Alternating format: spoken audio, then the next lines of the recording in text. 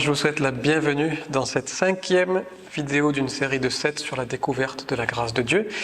Nous avons vu dans la précédente vidéo l'importance capitale d'accepter d'être justifié par Dieu et que cette justification ne pouvait avoir lieu que par la foi et certainement pas par l'observation de la loi.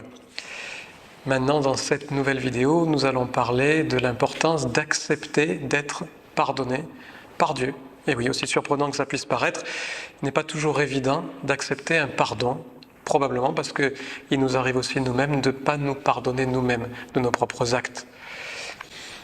Lisons ce que dit Paul dans l'Épître aux Romains au chapitre 5, à partir du verset 18. « Ainsi donc, par une seule offense, la condamnation s'étend à tous les hommes. » Cette une seule offense, il s'agit bien évidemment du péché d'Adam et Ève. De même, par un seul acte de justice, l'œuvre de Jésus-Christ, sa mort et sa résurrection, la justification qui donne la vie s'étend à tous les hommes. Tous ont été impactés par le péché, tous sont impactés par cette possibilité d'être sauvés. Verset 19, « Car comme par la désobéissance d'un seul homme, beaucoup ont été rendus pécheurs, de même par l'obéissance d'un seul, beaucoup seront rendus justes. Or, la loi est intervenue pour que l'offense abonde. Mais là où le péché a abondé, la grâce a surabondé. » Juste entre parenthèses, le mot surabonder en grec, si vous voulez chercher dans une Strong, c'est le grec 52-48, et il s'agit de hyperpériséos, qui littéralement veut dire la grâce a hyper abondé. Donc pour ceux qui sont contre l'hypergrâce, sachez pourtant que c'est biblique. Mais vivre la grâce de Dieu, c'est aussi accepter d'être pardonné de nos péchés. Éphésiens 4, à partir du verset 32, nous dit « Soyez bons les uns envers les autres, compatissants, vous pardonnant réciproquement, comme Dieu vous a pardonné en Christ, et non pas comme Dieu attend que vous demandiez pardon pour qu'il puisse vous pardonner. Non, Dieu vous a déjà pardonné en Christ. Soyez donc compatissants les uns envers les autres, et pardonnez-vous les uns les autres, puisque Dieu vous a pardonné en Christ. » Éphésiens 1, à partir du verset 7, nous dit « En lui, en Christ, nous avons, c'est un fait acquis, nous avons la rédemption par son sang, la rémission des péchés, selon la richesse de sa grâce que Dieu a répandue abondamment sur nous. » Alors, notre problème avec le pardon, effectivement, comme je disais tout à l'heure, c'est que nous pouvons avoir des soucis pour nous pardonner nous-mêmes. Il y a aussi le fait que nous sommes trop souvent encore imbibés de cette tradition catholique de vouloir expier nous-mêmes nos propres fautes, finalement, en quelque sorte, nous rendre nous-mêmes des petits Christ. Et nous avons ce sentiment, malheureusement, que nous sommes redevables de quelque chose à Dieu, qu'on doit payer pour recevoir ce que Dieu a voulu nous donner. Or, il a voulu nous donner gratuitement. La grâce de Dieu, ce n'est pas simplement d'accepter d'être pardonné de nos péchés confessés. La grâce de Dieu, c'est accepter d'être pardonné de tous nos péchés passés, présents et même à venir. C'est-à-dire d'être déjà pardonné des péchés que l'on n'a pas encore commis, ni même encore confessés. 1 Jean 2, verset 12 nous dit « Je vous écris, petits enfants, parce que vos péchés vous sont pardonnés à cause de son nom, pas à cause de vos œuvres à vous, à cause de son nom. » Colossiens 2,13 nous dit « Vous étiez morts par vos offenses et par l'incirconcision de votre chair. Il vous a rendu la vie avec lui en nous faisant grâce, c'est-à-dire en nous pardonnant, pour toutes nos offenses. » Et « toutes » dans le grec veut dire « toutes ». Et même dans 1 Jean 2, il est dit « Il est lui-même une victime expiatoire pour nos péchés. » Et là où ça va encore plus loin, c'est qu'il est dit non seulement des nôtres, mais aussi pour ceux du monde entier. Christ a payé pour la totalité des péchés de tous les êtres humains, passés, présents et à venir, qu'ils aient confessé ou non le sang de Jésus. Alors vous allez peut-être me dire, mais comment est-ce que je pourrais être pardonné de péchés alors que je ne les ai pas encore commis ? Bien, en réalité, on a vraiment intérêt à le croire. Parce que quand Christ est mort sur la croix, c'était il y a 2000 ans, et tu n'étais pas là, et moi non plus. Et donc, Christ, à ce moment-là, nous a déjà pardonné de péchés qu'on n'avait pas encore commis, puisqu'on n'existait même pas encore. Et si jamais il avait fallu qu'une action supplémentaire de Jésus se passe pour pardonner nos péchés, ça sous-entend que Christ aurait été obligé de retourner à la croix pour porter les fautes du monde entier. Donc soit il a fait le travail parfaitement jusqu'au bout, et comme je sais qu'il est Dieu, je sais que c'est le cas, soit il n'a pas fait le travail jusqu'au bout. Mais la réalité, c'est que vous êtes pardonnés de tous vos péchés, passés, présents et même futurs. Romains 6,10 nous dit « Car il est mort ». Et c'est pour le péché, c'est-à-dire pour briser ce joug du péché sur l'humanité. Et c'est pour le péché qu'il est mort une fois pour toutes. Donc s'il l'a fait une fois pour toutes pour le péché et que tu ne crois pas que ton péché à venir est déjà pardonné, alors tu n'as aucun espoir, puisque son œuvre s'est passée il y a 2000 ans et une fois pour toutes. Hébreux 7, à partir du verset 26 et 27, nous dit « Il convenait en effet d'avoir un souverain sacrificateur, comme lui, saint, innocent, sans tache, séparé des pécheurs et plus élevé que les cieux, qui, mieux que Jésus, pouvait répondre à cet appel. » Et verset 27, il n'a pas besoin, Jésus, ce souverain sacrificateur, il n'a pas besoin, comme les souverains sacrificateurs d'ici-bas, d'offrir chaque jour des sacrifices, d'abord pour ses propres péchés, ensuite pour ceux du peuple. Voilà, sous l'ancienne alliance, le souverain sacrificateur offrait des péchés pour le peuple, mais aussi pour lui-même parce qu'il était pécheur.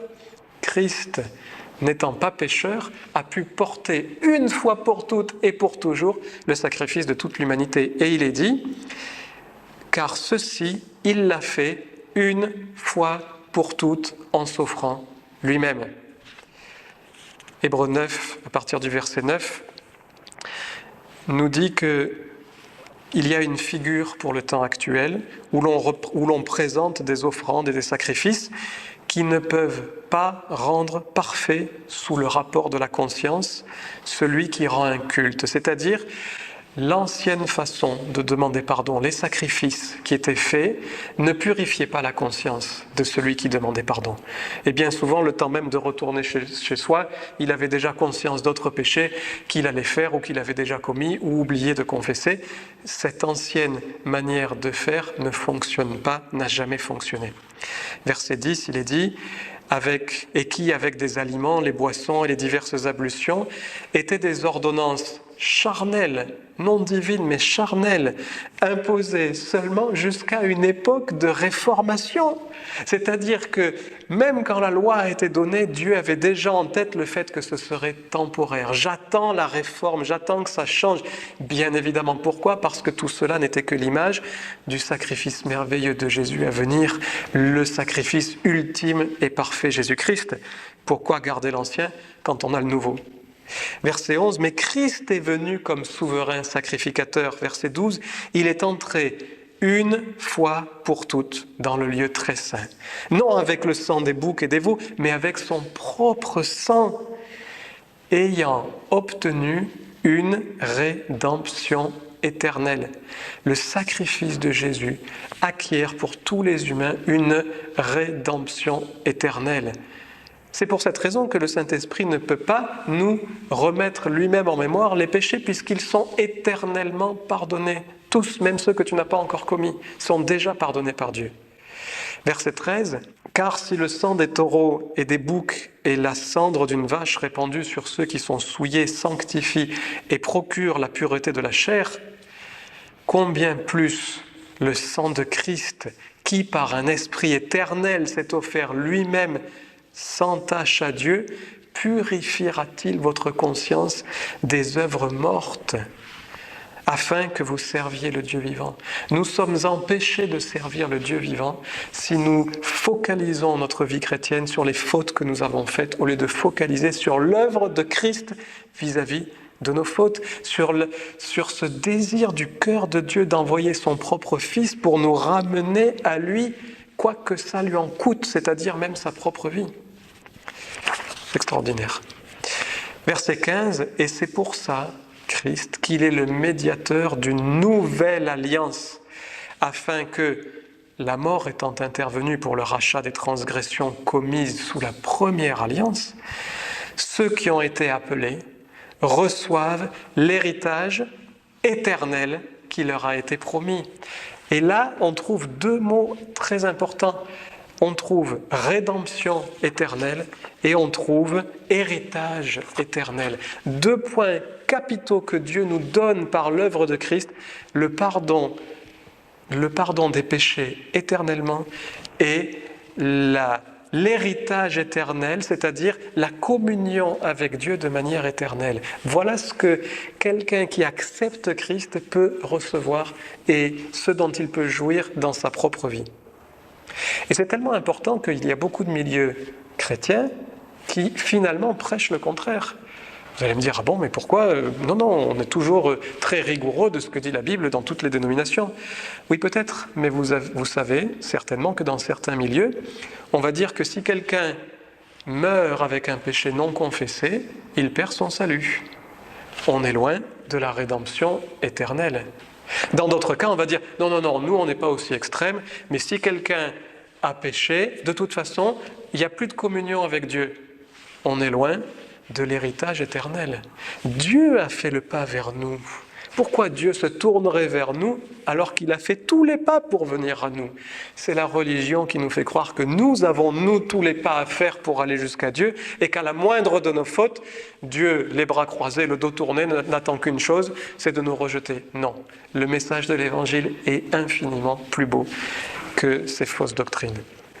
Dans Hébreux 9, à partir du verset 24, il est dit « Christ n'est pas entré dans un sanctuaire fait de main d'homme, en imitation du véritable. » C'est-à-dire, là aussi, le tabernacle, tout ça n'est qu'une image de quelque chose de merveilleux, mais céleste, spirituel. Mais il est entré dans le ciel même, afin de comparaître maintenant pour nous devant la face de Dieu. Et ce n'est pas pour s'offrir lui-même plusieurs fois, non, il ne le fera pas plusieurs fois, qu'il est entré. Comme le souverain sacrificateur entre chaque année dans le sanctuaire avec du sang étranger. Dans la mesure où l'ancienne alliance ne résolvait aucun problème, il fallait de toute façon tous les ans recommencer et redemander pardon pour les fautes parce qu'elles n'étaient réellement jamais pardonnées, elles n'étaient que masquées. Le sang de Christ aujourd'hui ne masque pas le péché, il règle le problème du péché.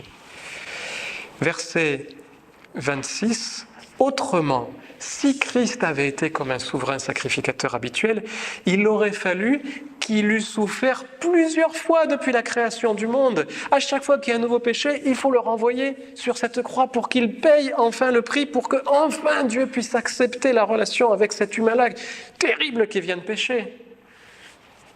Non, il a paru une seule fois, il a souffert une seule fois depuis la création du monde.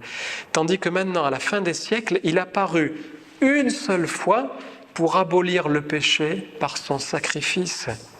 Et comme il est réservé aux hommes de mourir une seule fois, vous avez remarqué les une seule fois, comme s'il y avait peut-être un message à nous faire passer là-dedans, après quoi vient le jugement. De même, Christ qui s'est offert une seule fois pour porter les péchés de plusieurs, apparaîtra sans péché une seconde fois à ceux qui s'attendent à lui.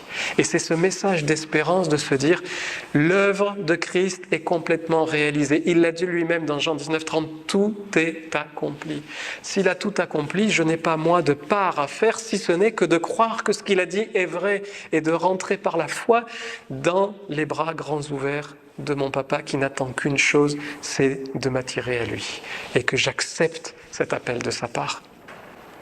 Hébreux 10, verset 18 va même encore plus loin et il nous dit « Là où il y a le pardon des péchés, il n'y a plus d'offrande pour le péché. » Qu'est-ce que tu comptes offrir à Dieu pour qu'il pardonne ton péché? Il a déjà tout pardonné.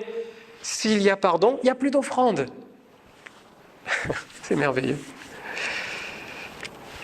Le souci, c'est que malheureusement, beaucoup de chrétiens, encore aujourd'hui, ont un peu cette mentalité de la reine Esther. La reine Esther, elle a demandé le soutien de son peuple, elle a demandé la prière, et même le jeûne de tous les Juifs, pour s'assurer simplement qu'elle puisse accéder au trône du roi, son mari. On le voit dans Esther 4,16. Il est dit, va, rassemble tous les Juifs qui se trouvent à Suse et jeûnez pour moi, sans manger ni boire pendant 3 jours, ni la nuit, ni le jour, pire que le ramadan. Moi aussi, je jeûnerai de même avec mes servantes, puis j'entrerai chez le roi, malgré la loi, et si je dois périr, je périrai. Or, dans la nouvelle alliance, Hébreux 4,16 nous dit, approchons-nous donc avec assurance du trône de la grâce, afin d'obtenir miséricorde et de trouver grâce pour être secourus dans nos besoins. Dieu nous connaît, il nous a fait, il nous a façonné. Qu'est-ce qu'on croit qu'on lui cache pour pas qu'il le voie, pour que peut-être son regard sur nous soit différent? On peut être à nu devant Dieu. Il est notre papa et il nous aime et il nous demande de nous approcher avec assurance sans croire que parce qu'on va s'approcher, on va se recevoir une taloche. Et d'ailleurs, quand je repense à cette reine Esther, même sous l'Ancienne Alliance, puisque sa manière de faire est une manière de l'Ancienne Alliance, même sous l'Ancienne Alliance, le roi a fait grâce à son épouse qui a voulu s'approcher de lui. Et nous sommes, nous, l'épouse de Christ. Dans Esther 5, à partir du verset 1, c'est ce qu'on voit. Le 3e jour, Esther mit ses vêtements royaux et se présenta dans la cour intérieure de la maison du roi, devant la maison du roi, certainement toute tremblante, espérant que le peuple a suffisamment jeûné, elle-même se disant « je suis peut-être en train de vivre ma dernière minute ». Le roi était assis sur son trône royal dans la maison royale, en face de l'entrée de la maison. Lorsque le roi vit la reine Esther debout dans la cour, elle trouva grâce à ses yeux, et le roi tendit à Esther le sceptre d'or qu'il tenait à la main. Esther s'approcha et toucha le bout du sceptre. Le roi lui dit, « Qu'as-tu, reine Esther? Que demandes-tu? Quand ce serait la moitié du royaume, je te l'accorderai. » Est-ce que vous ne voyez pas là l'image avec le fait d'être co-héritier avec Christ et Dieu qui nous donne toutes choses avec son Fils? Le roi a témoigné là en réalité de ce qui était dans le cœur de Dieu et Esther n'a fait que témoigner là de ce qui est dans le cœur d'un homme ou d'une femme non régénéré qui ne connaît pas son Dieu. Mais à cause ou grâce au Saint-Esprit, nous pouvons apprendre à connaître notre Dieu et nous approcher de lui avec assurance parce que c'est notre bien qu'il veut. Non seulement il veut notre bien, mais il veut partager jusqu'à la moitié de son royaume avec nous. Pourquoi moitié? Parce que s'il donnait plus, il ne serait plus le roi. Donc, il a donné tout ce qu'il pouvait donner, ce roi-là. Et puis, ça me rappelle aussi cette parabole qui est citée par Jésus dans Luc chapitre 15 à partir du verset 18. C'est l'histoire que vous connaissez très bien, appelée fils prodigue, où ce fils justement qui a quitté son père, qui l'a déshonoré, qui a voulu le vider de tout son héritage, et d'ailleurs c'est ce qui s'est passé, a voulu vivre sa vie de patachon, à un moment donné se rend compte qu'il a fait fausse route. Et ce fils-là dit, je me lèverai, j'irai vers mon père et je lui dirai, mon père, j'ai péché contre le ciel et contre toi, je ne suis plus digne d'être appelé ton fils. Voilà le constat de ce fils-là en disant, il faut que j'expie ma faute, j'ai fait trop de mal, qu'est-ce que je peux perdre sachant que maintenant je mange les glands des cochons ou les caroubes des cochons, qu'est-ce qui me reste? Je n'ai rien, il me reste que ma filiation. Eh bien, même ça, je vais la donner. Je veux me flageller. Je veux faire Saint-Jacques de Compostelle à genoux. Eh bien, il dira, je ne suis plus digne d'être appelé ton fils. Traite-moi comme l'un de tes mercenaires. Même un ouvrier, je serai content parce qu'au moins, je serai près de toi et puis je sais qu'auprès de toi, finalement, la vie n'est pas si mal que ça. Il se leva, bien résolu, alla vers son père. Et comme il était encore loin, son père le vit et fut ému de compassion. Dieu nous voit de loin, Dieu te voit de loin, Dieu est ému de compassion. Mais il est ému de compassion surtout pourquoi? Parce que l'amour pour son fils va pouvoir s'exprimer parce que son fils qui était parti revient. Enfin, il va pouvoir démontrer son amour. Si le fils est loin, si le fils s'éloigne, Il est impossible d'avoir cet amour-là. Mais si le Fils revient, tout redevient possible. Et le Père est ému de compassion. Il court se jeter au cou de son Fils et il l'embrasse. Le Fils lui dit, « Mon Père, j'ai péché contre le ciel et contre toi, je suis plus digne d'être appelé ton Fils. » Et peut-être que si c'était nous le Père dans cette histoire, on dirait « Eh bien, je suis bien content que tu l'aies compris, il était temps que tu aies un peu de plomb dans la cervelle, donc maintenant tu te mets au champ, tu bosses et tu vas rembourser tes dettes. » Il se trouve que le Père de cette histoire, qui représente notre Dieu, il est dit au verset 22, « Mais le Père dit à ses serviteurs, « Amenez vite la plus belle robe et l'en revêtez. Mettez-lui un anneau au doigt, des souliers aux pieds. Amenez le veau gras et tuez-le. Mangeons et réjouissons-nous, car mon fils que voici était mort et il est revenu à la vie. Il était perdu et il est retrouvé. » Et ils commencèrent à se réjouir. Remarquez que le Père a complètement ignoré la demande de ce Fils d'être traité moins que rien. Et le Père a dit, ce qui compte pour moi, c'est que tu es vivant, c'est que tu es ici, c'est que tu es auprès de moi. Et c'est que l'amour que j'ai en moi pour toi va pouvoir enfin s'exprimer. Je vous propose de voir dans notre 6e vidéo la suite qui va toucher à la sanctification. Et je vous promets de très, très bonnes nouvelles. Merci.